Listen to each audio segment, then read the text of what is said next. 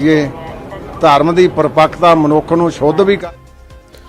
Qatar, Kuwait और Iran जैसे इस्लामी ममालिक के दबाव में पैगम्बर हज़रत मोहम्मद सल्लल्लाहु अलैहि वसल्लम की शान में गुस्ताखी करने वाली बीजेपी के तर्जुमान नुपुर शर्मा और नवीन कुमार जिंदल पर कार्रवाई का सऊदी अरब ने खैर मकदम किया। सऊदी अरब के वज़ारत ख़ारजा ने ट्वीट करते हुए आयत रसूल के सख्ती से मजम्मत की है और इस बात को यकीनी बनाने पर जोर दिया कि तमाम मज़ाहिब और अक़ायद का एहतराम किया जाए।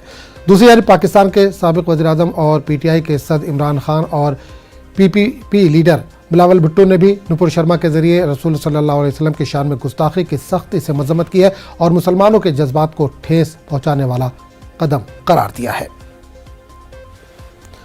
बीजेपी ने नुपुर शर्मा को मुअत्तल कर दिया है, लेकिन मुस्लिम तंजीमें अब नुपुर शर्मा की गिरफ्तारी का मुतालबा कर रही है। दूसरी तरफ अखिलेश यादव ने नुपुर पर बीजेपी की कार्रवाई को यूपी के वजीर दयाशंकर सिंह के बहाने महज धोखा करार दिया। इन्होंने ट्वीट किया है कि बीजेपी को न सिर्फ नुपुर शर्मा पर मुअत्तली के दिखावा कार्रवाई करनी चाहिए बल्कि कानूनी कदम उठाना चाहिए। मुतनाज़ बयान पर बीजेपी से मुअत्तली तो उनकी भी हुई थी जो आज उत्तर प्रदेश की बीजेपी हुकूमत में वजीर बने बैठे हैं। कांग्रेस बीजेपी की कार्रवाई को बैरूनी ताकतों के दबाव में उठाया गया कदम करार दे रही है, तो वहीं कांग्रेस लीडर दिग्विजय सिंह ने यूपी हुकूमत को नुपुर शर्मा और नवीन कुमार जिंदल के खिलाफ केस दर्ज करने का चैलेंज किया है।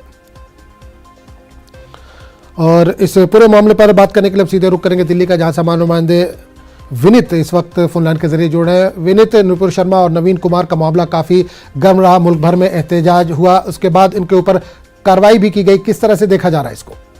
जी आजम, निश्चित तौर पर मैं आपको बताना चाहूंगा कि जिस तरह से नुपुर शर्मा का मामला आया था उसके बाद बीजेपी ने साफ तौर पर पहले एक प्रेस रिलीज जारी की और साफ तौर पर कहा कि सभी धर्मों का सम्मान जो है वो पार्टी करती है। तो वे कहीं ना कहीं नुपुर शर्मा के बयान पर उन्होंने किनारा किया था। इसके साथ ही साथ इसके बाद बीजेपी ने कदम उठाते हुए उनका निलंबन में की जो बात है वो कर दी में थी, लेकिन अभी भी जो विपक्षी पार्टियां हैं वो मांग कर रही है कि नुपुर शर्मा पे कार्रवाई हो। एक और बड़ी बात मैं यहाँ पर आपको बताना चाहूंगा कि नुपुर शर्मा की ओर से भी यह बयान आया है कि वो जो है वो अपने धार्मिक भावना के कारण आहत है और उन्होंने यह भी कहा है कि अगर किसी को उनके बयान से धार्मिक ठेस पहुंची है तो वो जो है वो अपने बयान को वापस लेने की वो बात कर रही है। तो साफ तौर पर नुपुर शर्मा की ओर से भी बयान वापसी की जो बात हो रही है वो हो रही है, लेकिन वही विपक्षी पार्टियां जो है वो लगातार बीजेपी पर दबाव बना रही हैं कि नुपुर शर्मा के खिलाफ कार्रवाई की जाए। निलंबन को वो काफी नहीं मान रही हैं और अपोजिशन पार्टियां जो है वो लगातार यह मांग कर रही है कि नुपुर शर्मा के खिलाफ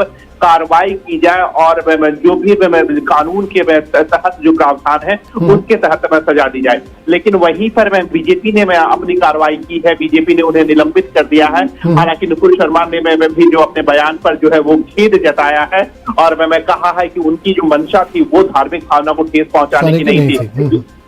चलिए, बहुत बहुत शुक्रिया विनीत इस तमाम जानकारी के लिए। आगे बढ़ेंगे दिल्ली।